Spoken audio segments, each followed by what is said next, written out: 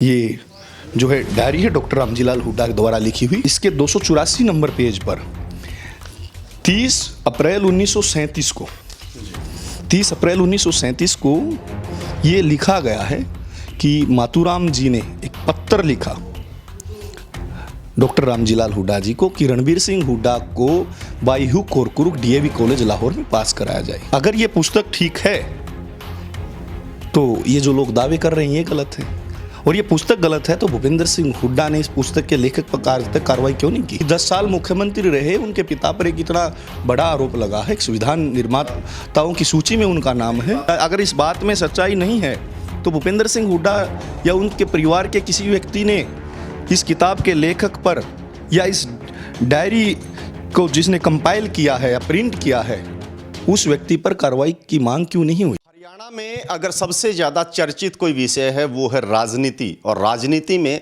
छात्र राजनीति का जिक्र ना आए तो फिर इस विषय को अधूरा कहा जाएगा। और इस वक्त हमारे साथ जो शख्सियत मौजूद हैं वो हैं प्रदीप देसवाल। ये प्रदेश अध्यक्ष हैं इनसो के, और लोकसभा चुनाव लड़ा था रोहतक से जेजेपी पार्टी की टिकट पर। कुछ मुद्दों पर इनसे बात करेंगे, चर्चा करेंगे कि छात्रों का राजनीति में जो योगदान है और उसमें विभिन्न पार्टियां जो अट्रैक्ट हो रही हैं छात्र राजनीति की तरफ या छात्र नेताओं की तरफ, उनको वो किस तरीके से देखते हैं और क्या नज़रिया उनका है। प्रदीप जी, स्वागत है आपका। नमस्कार। सबसे पहले तो आपके चैनल के सभी दर्शक और श्रोताओं को मैं होली की शुभकामनाएं देना चाहूँगा और सभी प्रदेशवासियों को होली मुबारक हो। और जहाँ तक मैं छात्र राजनीति की बात करूँ तो इस देश की राजनीति को दशा और दिशा अगर दी है तो वो युवाओं ने दी है, छात्र नेताओं ने दी है। चाहे जेपी आंदोलन हो, गुजरात का आंदोलन हो, असम गण परिषद हो, अन्ना आंदोलन हो, या आज़ादी से पहले भी अगर कोई त्याग और बलिदान की बात आई तो सबसे पहले अगर सड़कों पे खून बहा तो युवाओं का बहा। को बलिदान की बात आई तो भगत सिंह सरी के जो नौजवान थे उन्होंने इस देश की आज़ादी के लिए 23 साल की उम्र में बलिदान दिया है। तो ये अगर इस विश्व में सबसे ज़्यादा अगर किसी ने संघर्ष किया तो युवाओं ने किया है। जी, छात्र राजनीति की बात होती है, लेकिन राजनीतिक पार्टियां जिस तरीके से टूल बना करके छात्रों को यूज करती आई हैं, हालांकि उसका परिणाम कोई ज़्यादा सा निकलता हुआ दिखाई नहीं देता। हरियाणा की सियासी अगर पृष्ठभूमि देखेंगे आप तो बहुत ज़्यादा नेता छात्र राजनीति से निकले नहीं हैं। वो कहीं ना कहीं एक वंशवाद की अगर बात करें, किसी तरीके से परिवार ही पीढ़ियाँ दर पीढ़ियाँ इस तरीके से हरियाणा में हावी दिखाई दी हैं। क्या आपको नहीं लगता कि छात्रों को प्रतिनिधित्व जो देना चाहिए राजनीति में, मुख्य धारा में जो छात्र राजनीति जो है वो कम है और वो ज़्यादा मिलना चाहिए? देखिए, मेरा मानना, मैं आपसे अलग विचार रखता हूँ। लालू प्रसाद यादव हो, नीतीश कुमार हो, मुलायम सिंह यादव हो, या जेटली जी थे, या अगर मैं गिनवाने लगूंगा तो समय कम रह जाएगा। इस देश की राजनीति को एक कुशल नेतृत्व इस देश के छात्र नेताओं ने दिया है, और ऐसे बहुत से उदाहरण हैं जो आम परिवारों से छात्र नेता निकल कर आए और उन्होंने राष्ट्रीय स्तर पर अपने नेतृत्व का लोहा मनवाया है। और लालू प्रसाद यादव भी जेपी आंदोलन से आए थे, नीतीश कुमार जी हैं और मुलायम सिंह यादव जी हैं। असम गण परिषद इस देश में एक बड़ा उदाहरण है किस तरीके से एक मैच से एक आंदोलन शुरू हुआ और उन्होंने सरकार का तख्ता पलट करके रख दिया। गुजरात में जो है सरकार को इस्तीफा देना पड़ा था, सरकार गिर गई थी, छात्रों के कारण ही गिर गई थी। और यहाँ अगर मैं बात विशेष रूप से हरियाणा प्रदेश की करूँ तो हरियाणा प्रदेश में 1996 में चौधरी बंसीलाल जी की सरकार थी, और उस समय छात्र संघ चुनाव को इसलिए बंद कर दिया गया था कहीं चौधरी बंसीलाल परिवार या कुछ अन्य लोग वो असुरक्षित महसूस कर रहे थे छात्र नेताओं से। क्योंकि जब शिक्षण संस्थानों से, कॉलेज यूनिवर्सिटियों से पढ़े लिखे छात्र नेता निकल कर आएंगे, ईमानदार छात्र नेता निकल कर आएंगे तो वो एक अच्छा नेतृत्व इस देश और प्रदेश को देंगे। तो कुछ लोग और कुछ घराने में कहना चाहूँगा, साथ में जोड़ना चाहूँगा कि वो असुरक्षित महसूस कर रहे थे, इसीलिए उन्होंने जो कानून व्यवस्था का बहाना बनाकर जो है छात्र संघ चुनाव बंद कर दिए थे। बिल्कुल, मैं आपकी बात से सहमत हूं, लेकिन यहाँ भी एक दूसरा पक्ष है। पक्ष ये है कि प्रतिनिधित्व तो दिया नहीं जाता था। कहीं ना कहीं राजनीतिक पार्टियां छात्रों को ही अपना हथियार बना करके प्रचार का, प्रसार का, या किसी तरीके से कार्यकर्ता के रूप में उनको यूटिलाइज करते हुए उनकी पढ़ाई को वो प्रभावित करने का काम करते थे, न कि उनको राजनेता के तौर पर तैयार करने की बातें थी। रैलियाँ, भीड़, जलसे, प्रदर्शन, यहीं तक तो सीमित रह गए थे छात्र। नहीं, आप कह रहे हैं वो उस दौर की बात है, परंतु लिंगदो कमेटी की जो सिफारिशें लागू हुई थी उसके बाद इस तरह कोई परेशानी नहीं आई। दिल्ली यूनिवर्सिटी में हम देख सकते हैं, पंजाब यूनिवर्सिटी में देख सकते हैं, जेएनयू में देख सकते हैं, छात्र नेता निकल कर आ रहे हैं और वो नेतृत्व दे रहे हैं आज भी। परंतु ये हरियाणा प्रदेश का दुर्भाग्य था कि 1996 में कुछ लोगों ने अपने निजी स्वार्थ के लिए, अपने आने वाली पीढ़ियों के निजी स्वार्थ के लिए जो है छात्र नेता और छात्र राजनीति को बलि चढ़ा दिया था। यही एक सत्य है। और जिस दिन इस प्रदेश में प्रत्यक्ष छात्र संघ चुनाव होंगे उस दिन मैं मानकर चलता हूं कि हर विश्वविद्यालय से कोई न कोई ऐसा छात्र नेता निकल कर आएगा जो विधानसभा और पार्लियामेंट में पहुंचकर हरियाणा प्रदेश की आवाज़ को बुलंद करेगा। 90 सीटें हैं हरियाणा में, 19 के चुनाव को उठाते हैं, कितने ऐसे छात्र थे जिन्होंने चुनाव लड़ा? कोई आंकड़ा आपके पास, क्योंकि आप इस फील्ड में ज़्यादा सक्रिय रहे हैं। देखिए, मैं बात करूं जननायक जनता पार्टी की तो निसंदेह जननायक जनता पार्टी, मैं भी एक उसका उदाहरण हूं। मैं इंसो का पदाधिकारी था, यूनिवर्सिटी के हॉस्टल से मैंने लोकसभा का चुनाव लड़ा है। जयदेव हमारे साथी थे, पानीपत से चुनाव लड़ा है। राजू ढुल थे, पंजाब यूनिवर्सिटी के छात्र नेता थे, उन्होंने चुनाव लड़ा है। और ऐसे योगेश शर्मा थे, हमारे इंसो के साथी थे, जो चुनाव लड़ा है। अगर मैं बात करूँ जननायक जनता पार्टी की तो दुष्यंत चौटाला जी ने और डॉक्टर अजय सिंह चौटाला जी ने 50% से ज़्यादा टिकटें युवाओं को दी। अन्य राजनीतिक पार्टियों ने क्या दिया? क्या भारतीय जनता पार्टी हो, कांग्रेस हो या कोई भी अन्य हो, मैं यहाँ छात्र राजनीति तक ही सीमित रखूंगा इस बात को, परंतु कितने युवाओं को टिकटें दी गई? इसको दूसरे तरीके से भी लिया जा सकता है कि नई पार्टी थी, इतने ज़्यादा कैंडिडेट मजबूत नहीं थे, आगे क्या करेंगे या उससे पहले इन्होंने क्या किया है जब इनेलो में ये लोग थे, वो एक आंकड़ा तो हो सकता है। लेकिन अब तो मेरे ख्याल से जस्टिफाई इस तरीके से इस चीज़ को पार्टी लेवल पर नहीं किया जा सकता। नहीं, मैं इनेलो में भी एक लंबे समय तक मैं रहा हूँ और उस समय भी मैं इंसो का प्रदेश का अध्यक्ष था। उस समय भी जो है सबसे इस प्रदेश का सबसे युवा विधायक था वो इंडियन नेशनल लोकदल का था। चौधरी देवीलाल के समय से आप इतिहास उठाकर देखिए, जो छात्र नेता निकल कर आए थे उनको टिकट देने का काम, चुनाव लड़ाने का काम और इवन मंत्री बनाने तक का काम चौधरी देवीलाल जी ने शुरू किया था।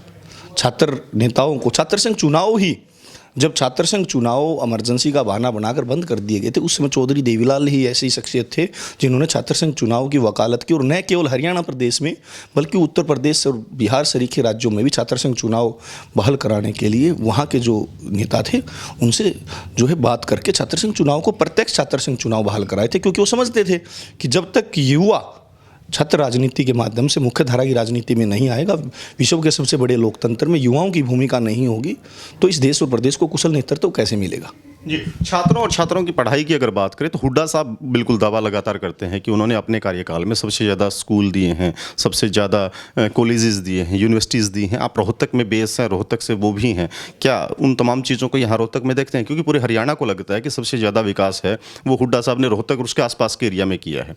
क्या फ़र्क आप देखते हैं? सबसे पहले तो मैं ये बात आपके चैनल के माध्यम से भूपेंद्र सिंह हुड्डा जी से ही पूछना चाहता हूँ। आदरणीय हमारे बड़े हैं, परंतु उन्होंने दीपेंद्र सिंह हुड्डा से अलग क्या इस प्रदेश में कोई युवा नजर आया है? ऐसे कितने छात्र नेता हैं जो NSUI से टिकट लेकर आगे बढ़े? एक सहानुभूति है मेरी उनके प्रति, क्योंकि वो भी आम परिवारों के विद्यार्थी हैं, छात्र नेता हैं, और जाहिर सी बात है कि छात्र नेताओं से एक सहानुभूति होती है। परंतु कितने छात्र नेताओं को उन्होंने टिकट दी है, ये एक मेरा सवाल आपके चैनल के माध्यम से है। आप रूनी के लोकसभा क्षेत्र रोहतक में बताइए कितने छात्र नेताओं पैदा कर पाए? वो दिल्ली यूनिवर्सिटी में तो जाते हैं, छात्र संघ चुनाव की वकालत करते हैं, परंतु 10 साल हरियाणा प्रदेश में उन्होंने छात्र संघ चुनाव बहाल क्यों नहीं कराए? जब दिग्विजय सिंह चौटाला जो है हिसार विश्वविद्यालय में धरने पर बैठे थे तो क्यों नहीं दीपेंद्र सिंह हुड्डा ने वकालत की कि छात्र संघ चुनाव हरियाणा में होने चाहिए? मैं बात करूं छात्र नेताओं की तो NSUI का एक छात्र नेता बता दीजिए जिसको भूपेंद्र सिंह हुड्डा या दीपेंद्र सिंह हुड्डा ने आगे बढ़ाया हो, टिकट दी हो, या लोकसभा राज्यसभा कहीं दीपेंद्र हुड्डा ही राज्यसभा में क्यों? काम परिवार का बेटा क्यों नहीं?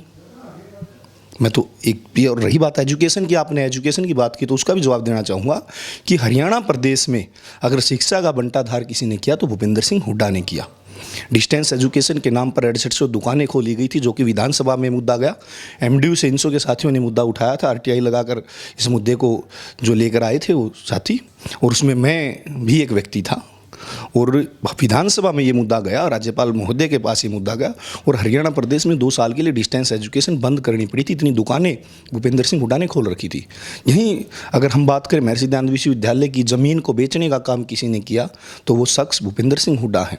भूपेंद्र सिंह हुड्डा का दोगला चेहरा इस बात से उजागर हो सकता है कि जब कारगिल में शहीद हुए जो है जवानों की याद में MDU के गेट नंबर 1 के पास शहीद स्मारक बनाया जा रहा था तो ये लोग विरोध कर रहे थे, परंतु जब दोनों हाथों से MDU की ज़मीन को बेचने का काम किया, चाहे वो सर्किट हाउस बनाकर किया गया हो, चाहे बाईपास निकाल कर किया गया हो, या फिर जो है पुराना एडम ब्लॉक था जो उसको बेचने का काम किया गया हो, वो भूपेंद्र सिंह हुड्डा ने ही किया।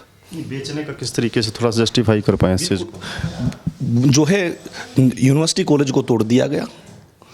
इसके अतिरिक्त जो इंदिरा गांधी विद्या भवन की जो बिल्डिंगें थी वो बेच दी गई और यूनिवर्सिटी को उसकी पेमेंट आज तक नहीं मिली है।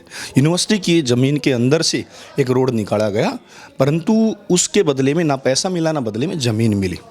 वो सड़क अगर आप रोहतक से गुजर के जाओगे सर्किट हाउस के साथ से आपको सड़क नजर आएगी। वो सड़क जो है नहर के पास से भी हो सकती थी, उसके बदले में यूनिवर्सिटी को ज़मीन दी जा सकती थी, उसके बदले में यूनिवर्सिटी को पैसा मिल सकता था। ना पैसा मिला ना ज़मीन मिली और यूनिवर्सिटी की ज़मीन को बेचने का काम भूपेंद्र सिंह हुड्डा ने प्रत्यक्ष रूप से किया। और मैं शिक्षा के हब की बात करूं तो ये लोग किस तरीके से शिक्षा का हब बना सकते हैं? काफ़ी चीज़ें तो आई हैं उस कार्यकाल में। बताइए, आप हेल्थ यूनिवर्सिटी की बात करोगे तो ये एमडीयू का पहले से ही पार्ट था। ये किस तरीके से आप इन्होंने जो है फाइन आर्ट के नाम से सुपवा जो यूनिवर्सिटी है, सुपवा यूनिवर्सिटी खोलने का ये दावा कर रहे हैं, परंतु उसकी डीएमसीया कितने सालों तक एमडीयू के द्वारा छापी गई, विवादों में रहे। आज तक वहाँ इस बात को लेकर प्रदर्शन धरने हो रहे हैं कि वो डीएमसी एमडीयू की क्यों है, उस यूनिवर्सिटी की क्यों है। भी मेरे ख्याल से इसी दौरान आया है। नहीं, आईआईएम एक राष्ट्रीय स्तर का जो प्रोजेक्ट था, इस एरिया की ज़रूरत थी। और आईआईएम की भी भूपेंद्र सिंह हुड्डा के राज में कितने साल तक आईआईएम की क्लासेज एमडीयू के कैंपस में लगी, ये जवाब है। और मैं बात करूँ एजुकेशन का, मेरा मानना है आज त्यौहार के दिन ये बात करनी नहीं चाहिए, परंतु बात आ ही गई है तो मैं ज़रूर कहना चाहूँगा, ये लोग शिक्षा से किस तरीके से ये कह सकते हैं कि शिक्षा का हब बनाया। शिक्षा से इनका कोई लेना देना नहीं है। मैं दावे के साथ एक बात कह सकता हूँ कि जब चौधरी रणबीर सिंह हुड्डा एलएलबी करते थे उस समय भी इन्होंने शिक्षा और शिक्षा की जो नीतियाँ थी, या मैं कहूँगा कि ये एथिक्स थे, उनके साथ खिलवाड़ करने का काम किया था। मैं दावे के तौर पर एक पुस्तक आपको यहाँ दिखा सकता हूँ। ये जो है डायरी है डॉक्टर रामजीलाल हुड्डा द्वारा लिखी हुई जी। तो क्या है इसमें किताब? और इसके 284 नंबर पेज पर 30 अप्रैल 1937 को 30 अप्रैल 1937 को ये लिखा गया है कि मातूराम जी ने एक पत्र लिखा डॉक्टर रामजीलाल हुड्डा जी को कि रणबीर सिंह हुड्डा को बाई हुक और क्रुक डीएवी कॉलेज लाहौर में पास कराया जाए। ये बड़ा आरोप है जो आप अभी फिलहाल लगा रहे हैं। बिल्कुल, मैं प्रमाण के साथ लगा रहा हूँ। अगर ये पुस्तक ठीक है तो ये जो लोग दावे कर रहे हैं ये गलत है, और ये पुस्तक गलत है तो भूपेंद्र सिंह हुड्डा ने इस पुस्तक के लेखक पर आज तक कार्रवाई क्यों नहीं की? क्योंकि रणबीर सिंह हुड्डा संविधान निर्माताओं में गिने जाते हैं, बड़ा नाम है उनका। क्योंकि मैं फिर आपको दोबारा से कह रहा हूँ कि जो आरोप आपने अभी लगाया है वो काफ़ी बड़ा आरोप है आपका। मैं दावे के साथ कह रहा हूँ, मैं दावे के साथ कह रहा हूँ। जब मैं ये पुस्तक पढ़ रहा था तो मैं भी इस बात को पढ़कर अचरज में आ गया था कि 10 साल मुख्यमंत्री रहे, उनके पिता पर एक इतना बड़ा आरोप लगा है। संविधान निर्माताओं की सूची में उनका नाम है। बातों को सच मान लिया जाए तो रणबीर सिंह हुड्डा जो संविधान निर्माता के तौर पे उस टीम में सदस्य, अहम सदस्य थे, वकील के तौर पे थे, उनकी डिग्री पर सवालिया निशान है ये। बिल्कुल, ये पत्र जो लिखा गया है ये जवाब दें भूपेंद्र सिंह हुड्डा। क्या डॉक्टर रामजीलाल हुड्डा जी ने जो बात लिखी है अपनी डायरी में, डेली डायरी में, इसमें कितनी सच्चाई है? ये तो चौधरी भूपेंद्र सिंह हुड्डा या उनका परिवार इस बात का जवाब दे। मैं तो प्रमाण के साथ कह रहा हूँ कि भूपेंद्र सिंह हुड्डा, अगर इस बात में सच्चाई नहीं है तो भूपेंद्र सिंह हुड्डा या उनके परिवार के किसी व्यक्ति ने इस किताब के लेखक पर या इस डायरी को जिसने कंपाइल किया है या प्रिंट किया है उस व्यक्ति पर कार्रवाई की मांग क्यों नहीं हुई? जिन्होंने लिखा है रामजीलाल हुड्डा जी, इनके बारे में थोड़ा सा इस किताब के बारे में बता पाएंगे आपकी है कौन? हाँ बिल्कुल, डॉक्टर रामजीलाल हुड्डा जी एक बहुत बड़े आर्य समाजी थे, इस क्षेत्र में एक बड़ा नाम थे। और न केवल क्षेत्र में, मैं तो ये कहूँगा कि हरियाणा प्रदेश की आन बान और शान जो है लोग उनको मानते थे। और यहाँ तक कि जो चौधरी छोटूराम जी और लाला लाजपत राय सरीखे लोगों ने भी इनको जो है इनकी काफ़ी ज़्यादा प्रशंसा की है। और इतिहास इस बात का साक्षी है। डॉक्टर रामजीलाल हुड्डा जो है वो अपने आप में ही एक बड़ी शख्सियत थी। अगर उन्होंने ये बात कही है तो इसमें मेरा तो मानना ये है कि मैं उस पर प्रश्न चिन्ह नहीं लगाऊंगा, क्योंकि डॉक्टर रामजीलाल हुड्डा जी के बारे में हमने जितना पढ़ा है, जितना सुना है, उस हिसाब से मैं इस बात को सत्य मानता हूँ। चलिए, इन आरोपों पर, तमाम जो आरोप आपने लगाए हैं, हुड्डा साहब से हम लोग वर्जन लेने की कोशिश करेंगे। अभी किसान आंदोलन चल रहा है, मैं दूसरे विषय पे आना चाहूँगा। वहाँ सबसे ज़्यादा युवा हैं और युवा आपसे जुड़े हैं, आपके संगठन से जुड़े हैं, और आपका संगठन जो है वो कहीं ना कहीं एक राजनीतिक दल से वास्ता रखता है जो आज सरकार का हिस्सा है, या कहें कि सरकार आपके ही अपनी पार्टी के ऊपर टिकी हुई है। लोग चाहते हैं कि ये समर्थन वापस लें? आप उनकी एक अहम कड़ी हैं, कहाँ स्टैंड करती हैं इन किसानों के मुद्दे के ऊपर? देखो, हम किसानों के साथ थे, किसानों के साथ हैं और भविष्य में भी किसानों के साथ रहेंगे। मैं स्वयं एक किसान परिवार का बेटा हूँ। मेरी पीएचडी तक की पढ़ाई का सारा खर्चा खेती से आया था। मेरे पिता स्वयं एक किसान थे। मेरे परिवार में कोई नौकरी नहीं थी। तब मेरे परिवार के लोगों ने खेती करके जो है मुझे विश्वविद्यालय तक पहुँचाया है। रही बात किसान आंदोलन की या इन कानूनों की, तो क्योंकि मैं स्वयं जो है पीएचडी कर चुका हूँ कानून में और पार्लियामेंट में ये कानून बने हैं, तो जो लोग पार्लियामेंट में बैठे थे मेरे हिसाब से उन लोगों से जवाब मांगा जाना चाहिए। ये पॉलिटिकल स्टेटमेंट है प्रदीप जी? पॉलिटिकल नहीं है, सच में ही ये पॉलिटिकल स्टेटमेंट है। ये स्टेटमेंट और उसके मायने दो अलग अलग चीज़ें हैं। कानून वापसी एक अलग मुद्दा है, सरकार पर दबाव अलग मुद्दा है। आप सरकार पर दबाव की जगह उसको सहारा दिए बैठे हैं। सच में यकीन मानिए, यहाँ मैं बोलूँगा कि कहीं ना कहीं आप उस तरीके से नहीं आ पा रहे हैं जहाँ आना चाहिए। मैं आपसे सिर्फ एक बात पूछना चाहूँगा कि पार्लियामेंट में विधायक बैठते हैं या मेंबर पार्लियामेंट बैठते हैं? बिल्कुल आपकी बात से बिल्कुल मैं सहमत हूँ। पार्लियामेंट पे सांसद बैठते हैं, लेकिन उन पार्टियों की जो चीज़ें हैं, राज्यों में सरकारें हैं, वहाँ एक बड़ा प्रभाव पड़ता है। आज 5 राज्यों में चुनाव है। हर किसान चाहता है कि वो 5 राज्यों में बीजेपी हार जाए, ताकि नैतिक तौर पर ये कहीं ना कहीं कमज़ोर पड़े और वो किसानों की आवाज़ सुने, उनको लगे कि एक मूवमेंट है वो देश भर में गई है। लेकिन हरियाणा पंजाब जो इन चीज़ों के केंद्र बिंदु हैं, हरियाणा की ज़मीन पर ही ये सारे का सारा आंदोलन है। दिल्ली की चारों तरफ जो लोग बैठे हैं वो हरियाणा की ज़मीन पर ही बैठे हैं। यहाँ उनकी सरकार को बचाने का काम आपकी अपनी पार्टी कर रही है और उसको आप जस्टिफाई कर रहे हैं। नहीं, मैं आपसे एक ही चीज़ पूछना चाहता हूँ। जब लोकसभा चुनाव में सांसद बनाकर भेजने की बात थी, तो जो है दुष्यंत चौटाला की जगह बृजेंद्र सिंह को सांसद बनाकर भेजा, तो शायद ये जवाब भी उन्हीं लोगों से मांगने चाहिए। बिल्कुल ठीक बात है, लेकिन दुष्यंत चौटाला और बृजेंद्र आज दोनों एक ही जगह बैठे हैं। उन लोगों को वो भी जवाब चाहिए कि जिनके खिलाफ वो वोट मांग रहे थे उनके साथ क्यों बैठे हैं। इस प्रदेश में जो जिन मुद्दों को लेकर हम चुनाव लड़ रहे थे, जैसे 75% रिजर्वेशन की बात हो या प्रत्यक्ष छात्र संघ चुनाव की बात हो, ये अलग विषय है। हम लोग कृषि कानूनों पे और वहाँ आपके संगठन और आपकी पार्टी के स्टैंड दो पे चर्चा कर रहे हैं फिलहाल। हम आगे और जो मुद्दे हैं 75% पे भी आएंगे। आप स्वयं इस बात का जवाब दीजिए। मैं आपसे ही जानना चाहता हूँ कि क्या हम उन लोगों के साथ जाते जिन लोगों ने इस ड्राफ्ट को तैयार किया था? उसमें भूपेंद्र हुड्डा भी एक व्यक्ति थे। क्या उन लोगों के साथ जाते? आपका राजनीतिक जवाब वाजिब है, लेकिन मैं आज के परिप्रेक्ष वर्तमान की बात, आज के ही परिप्रेक्ष्य में पूछ रहा हूँ। चलो मान लिया दुष्यंत चौटाला जो सत्ता में है, सहयोगी पार्टी में के नेता हैं, परंतु वो हैं आज। बिल्कुल आपकी बात को मैं 100% उस बात में मोहर लगा रहा हूँ। परंतु क्या भूपेंद्र सिंह हुड्डा आज सक्षम है विपक्ष का नेतृत्व देने के लिए? क्या भूपेंद्र सिंह हुड्डा, जिसने ये कानून का ड्राफ्ट तैयार किया था, जिसके हस्ताक्षर हैं, क्या सिग्नेचर हैं, क्या उन लोगों के साथ सरकार बना लेनी चाहिए थी? क्या उन लोगों के साथ सरकार बना लेनी चाहिए थी जो 2016 में इतना बड़ा नरसंहार हुआ, किसी के अंतिम संस्कार तक पर नहीं गए? क्या उन लोगों के साथ सरकार बना लेनी चाहिए? क्या उन लोगों के साथ सरकार बना लेनी चाहिए जिन लोगों ने इस प्रदेश के युवाओं को जो है उन नौकरियां बेचने का काम किया, जिनकी 4-4 भर्तियां जो है हाई कोर्ट में और सुप्रीम कोर्ट में कैंसिल हुई हैं, नौकरियां बेचने का काम किया है? क्या उन लोगों के साथ मिलकर सरकार बनानी चाहिए? राजनीतिक तौर पर आपकी तमाम बातें ठीक हो सकती हैं, एक विकल्प और भी था। अभय सिंह चौटाला ने कहा, हालांकि आप लोग दूसरे तरीके से कहेंगे, उन्होंने इस्तीफा दिया, दोबारा खुद को आजमाएंगे, जनता चुनेगी ना चुनेगी, गलत कौन है ठीक कौन था वो फैसला होगा, उपचुनाव में होगा। आप दोबारा से भी इस प्रक्रिया को अपना सकते थे। आप छोड़िए उस पार्टी को, रिजाइन कीजिएगा, दोबारा जनता जनार्दन देखेगी कि सच कौन था और झूठ कौन था। जनता जनार्दन ने ही चुनकर भेजा होगा उनको, पहली चीज़। दूसरी चीज़, अभय सिंह चौटाला ने इस्तीफा दिया, क्यों दिया, कैसे दिया? अगर मैं विपक्ष की बात करूं या विपक्ष के तौर पर अपने आप को रखकर मैं बात करूं, तो क्या अभय सिंह चौटाला विधानसभा में बैठकर मुद्दे अच्छे से उठाते या नहीं उठाते? क्या जब मतदान होता तो अभय सिंह चौटाला जी की वोट की कीमत होती या नहीं होती? उन्होंने किस कारण से या किस मजबूरी में इस्तीफा दिया है वो ही जानते हैं। जब बहुमत की बात आए, एक तो 90 में से, एक 88 में से सिद्ध करने की बात आए। 1985 में राजीव लोंगोवाल समझौते के वक्त चौधरी देवीलाल ने भी इस्तीफा दिया था 29 विधायकों के साथ में, मंगल सैन भी उनमें से एक थे। सरकार पर दबाव आया, 2 को मंजूर कर लिया गया, 27 को मंजूर भी नहीं किया गया था। एक दबाव भी तो कोई चीज़ होती है ना। मैं अभय सिंह का पक्ष नहीं ले रहा, ना ही मैं उनको बचाव कर रहा हूँ, उसको तय करेगा इलाहाबाद।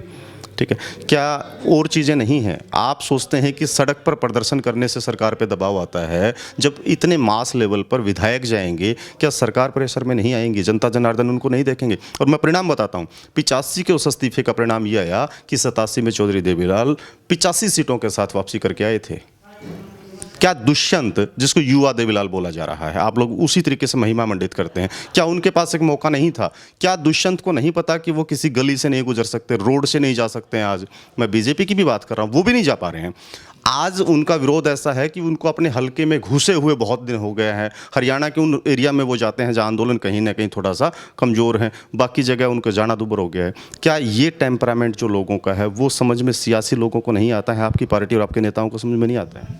अभी फरीदाबाद में कार्यक्रम था, पहले से डिसाइड था, खुले तौर पर फ्लैक्स लगाकर पोस्टर लगाकर कार्यक्रम किया गया।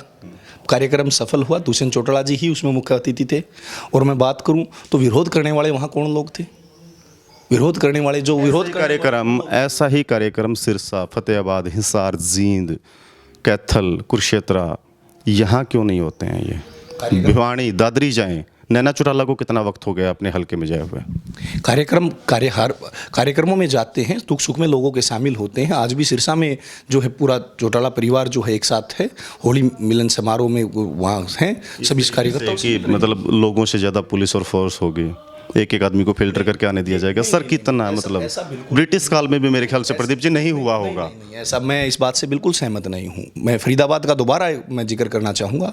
विरोध करने वाले कौन लोग थे? कर्ण सिंह दलाल। बरनाला रोड और सेक्टर 20 के रोड के बाहर बैरिकेड्स लगे हैं, पूरे का पूरा रोड ब्लॉक है। जब वो यहाँ नहीं होते तब भी ब्लॉक होता है। ये आलम है वहाँ सिक्योरिटी का। क्या भूपेंद्र सिंह हुड्डा की सरकार में यहाँ बैरिकेड नहीं लगे होते थे? डिपार्टमेंट वर्तमान की बात करें मतलब फिर वो 70 साल का हिसाब किताब बीजेपी वाली बातें हो जाएंगे सच में। एक प्रोटोकॉल है वो तो, पुलिस प्रोटेक्शन जो है दी जाती है, प्रोटोकॉल है वो तो, एक डिप्टी सीएम को जो है प्रोटोकॉल के तहत सुरक्षा दी जाती है। और मैं बात करूं, जब ये तो आप एक विरोध प्रदर्शन के दौरान की बात कर रहे हो, एजिटेशन के टाइम की बात कर रहे हो। मैं वर्तमान की बात कर रहा हूं। वर्तमान की ही बात कर रहा हूं। रोहतक में तो वर्षों तक धारा 144 लगा दी गई थी महर्षि दयानंद विश्वविद्यालय से, अगर पुराना बस स्टैंड, तभी लोगों ने उनको पलट दिया। हाँ बिल्कुल करप्शन के कारण, शिक्षा का बंटाधार करने के कारण। आगे आप वालों को भी पलट दे, कोई दिक्कत वाली बात नहीं, लेकिन 5 साल का राज पक्का भोगेंगे। भविष्य जो है, भविष्य जनता जनार्दन तय करती है कि क्या भविष्य होगा राजनीति में, कैसे होगा। परंतु मैं इतना कहता हूँ, जिन मुद्दों के साथ दुष्यंत चौटाला आए थे उन मुद्दों की आज भी वो लड़ाई लड़ रहे हैं। और एक शिक्षित युवा होने के नाते मैं इतना कहना चाहूँगा कि जो है किसानों की लड़ाई सड़क पर बैठने की बजाय विधानसभा में एक अच्छे तरीके से लड़ी जा सकती है।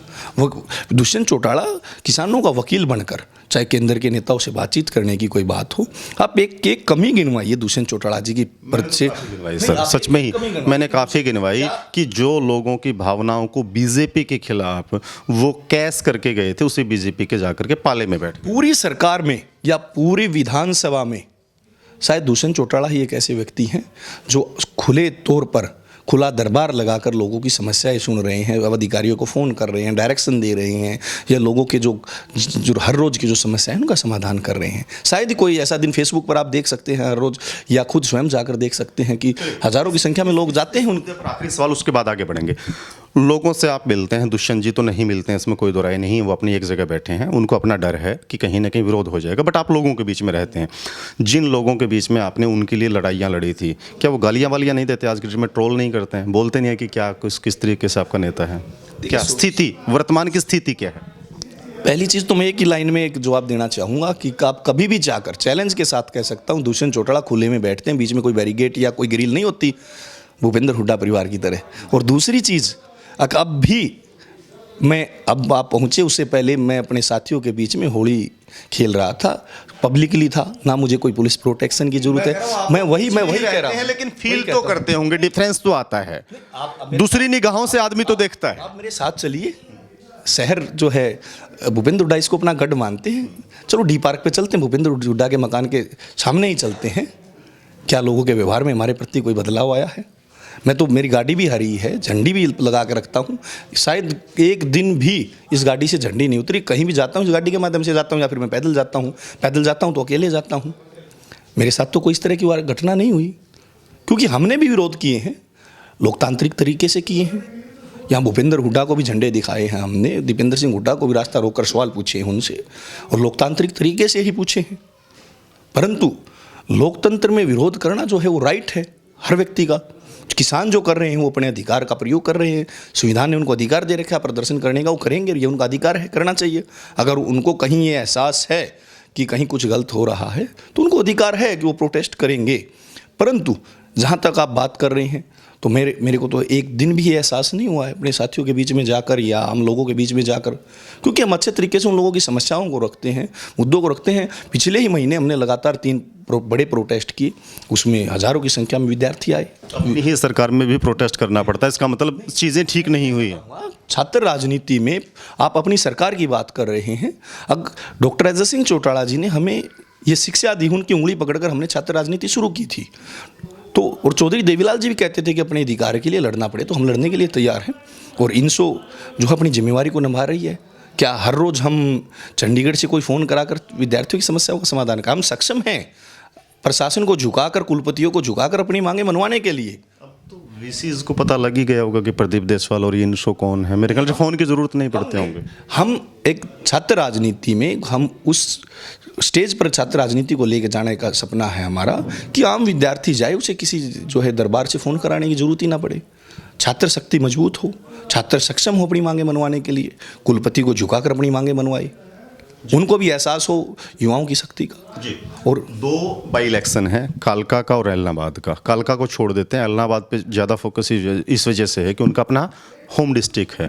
किस तरीके से देखते हैं, जेजेपी चुनाव लड़ पाएगी या गठबंधन चुनाव लड़ेगा, बीजेपी चुनाव लड़ेगी? अगर लड़ती हैं तो कैंडिडेट के रूप में सबसे सुटेबल कैंडिडेट आपको कौन लगता है? हालांकि फैसला उन लोगों को।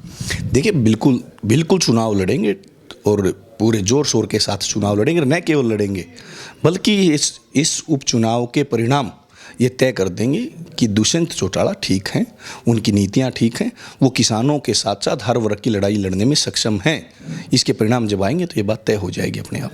और चर्चाएं हैं कि आपके अपने नेता दिग्विजय चौटाला को वहां उतार देना चाहिए। आप पक्ष में हैं इस बात के अगर वो चुनाव लड़ते हैं? देखिए, अगर इनसो के किसी साथी को चुनाव लड़ने का मौका मिलता है तो शायद डॉक्टर अजय सिंह चौटाला जी के बाद वो हम ही लोग होंगे, क्योंकि वो हमारे फाउंडर हैं और फिर इनसो के साथी खुश होंगे। परंतु ये फैसला पार्टी हाईकमान को करना है। नहीं, मैंने कहा सर, ये पार्टी हाईकमान को करना है। प्रदीप देसवाल किस तरीके से? नहीं, हमारी पार्टी में इंटरनल डेमोक्रेसी है, वो पार्टी डिसाइड करेगी किसको लड़ना है, जिसको चुनाव लड़ाएगी। हम चुनाव प्रचार में बढ़ चढ़कर भी हिस्सा लेंगे और अपने प्रत्याशी को जिताने का काम करेंगे। जिस तरीके से पार्टी ने, आपके नेताओं ने पहले गाड़ी का गिफ्ट प्रदीप को दिया था, एक गाड़ी उन्होंने अपनी जो गाड़ी थी दुष्यंत जी ने वो आपको भेंट की, उसके बाद टिकट दे दिया गया लोकसभा का। अगर इस तरीके का कुछ इनाम पार्टी देती है तो आप किस तरीके से लेंगे? अगर इनसो की तरफ से एक कैंडिडेट बना दिया जाए, प्रदीप को ही बना दिया जाए? देखिए, इसमें कोई दो राय नहीं कि मैं एक बिल्कुल आम विद्यार्थी था और जब गांव से ट्रेन में बैठकर मैं रोहतक आया था तो ग्रेजुएशन करने के लिए आया था, न राजनीति करने के लिए आया था, न जो फाइनेंशियल कंडीशन थी मेरी फैमिली की वो अलाउ करती थी कि मैं राजनीति करूं या मैं यहाँ तक चुनाव लड़ने तक की स्थिति में पहुँचूँ। डॉक्टर अजय सिंह चौटाला जी का आशीर्वाद रहा, नौजवान साथियों का साथ रहा और दुष्यंत और दिग्विजय जी ने एक भाई की तरह मेरा सहयोग किया। ये गाड़ी जो है मकान के बाहर खड़ी है, ये दुष्यंत चौटाला जी ने गिफ्ट की थी। पहले उनको गिफ्ट में मिली थी, उन्होंने मुझे गिफ्ट करने का काम किया और न केवल ये गाड़ी गिफ्ट करने का काम किया था बल्कि ज़रूरत के अनुसार मुझे लोकसभा चुनाव लड़ाया गया, मुझे प्रदेश अध्यक्ष बनाया गया और जो मान सम्मान न केवल प्रदीप को बल्कि मैं कहूँगा कि विद्यार्थियों को और युवाओं को जो दिया गया प्रदीप के माध्यम से, ये हरियाणा प्रदेश के उन तमाम जो है युवाओं को और जो छात्र राजनीति के माध्यम से आम परिवारों के जो बच्चे राजनीति में आना चाहते हैं, ये उनके लिए एक एग्जाम्पल सेट किया उन्होंने कि सिर्फ पैसा ही सब कुछ नहीं है, सिर्फ धनाढ्य परिवार का होना ही सब कुछ नहीं है, राजनीतिक परिवार से होना ही सब कुछ नहीं है। आम परिवार का तो जो आम परिवारों के जो बच्चे हैं वो भी राजनीति में आ सकते हैं, ये एक उदाहरण उन्होंने पेश किया। और रही बात टिकट की, तो अगर इनसो के किसी साथी को टिकट मिलती है तो शायद इनसो का प्रदेश अध्यक्ष होने के नाते या एक लंबे समय तक इनसो के साथ मैंने काम किया है, आगे भी जब जब मौका मिलेगा मैं काम करता रहूँगा। परंतु जब अगर इनसो के किसी साथी को चुनाव लड़ाया जाता पार्टी के द्वारा तो बिल्कुल खुशी की बात होगी, हमारे लिए भी होगी। हमारे फाउंडर डॉक्टर अजय सिंह चौटाला जी हैं, जो उनके बाद अगर कोई इस मुद्दे को लेकर खुश होगा तो हम होंगे। परंतु ये तय सिर्फ पार्टी की जो इंटर डेमोक्रेसी हमारी पार्टी में, ये पार्टी नेतृत्व तय करेगा किसको चुनाव लड़ाना है, किसको नहीं लड़ाना है या कब लड़ाना है और कहाँ से लड़ाना है।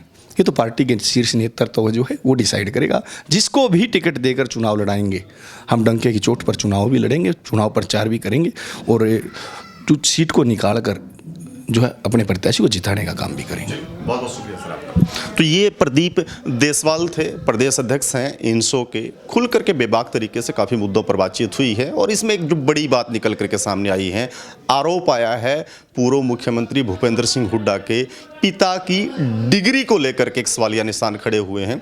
एक रेफरेंस बुक का इन्होंने दिया है जिसमें लिखा गया है कि कहीं ना कहीं उस डिग्री पर संदेह हो सकता है। रणबीर सिंह हुड्डा काफ़ी बड़े व्यक्तित्व के धनी रहे हैं। संविधान सभा की जो समिति थी उसके अहम सदस्य थे, संविधान निर्माताओं में उनका नाम गिना जाता है। वो फैक्ट क्या हैं और क्या चीज़ें इसमें सिर्फ आरोप ही रह जाएंगी, वो फैसला करेंगे भूपेंद्र सिंह हुड्डा, क्योंकि इस किताब में जो सवालिया निशान लगे हैं वो काफ़ी बड़े हैं और अहम हैं। और कोशिश हम लोग करेंगे हुड्डा साहब से भी ये जानने की वो इस पर अपनी प्रतिक्रिया क्या दे। प्रदेश की तमाम खबरों के लिए बने रहें द इंक के साथ। अपने सहयोगी किस्मत राणा के साथ मैं रुद्रा राजेश कुंडू।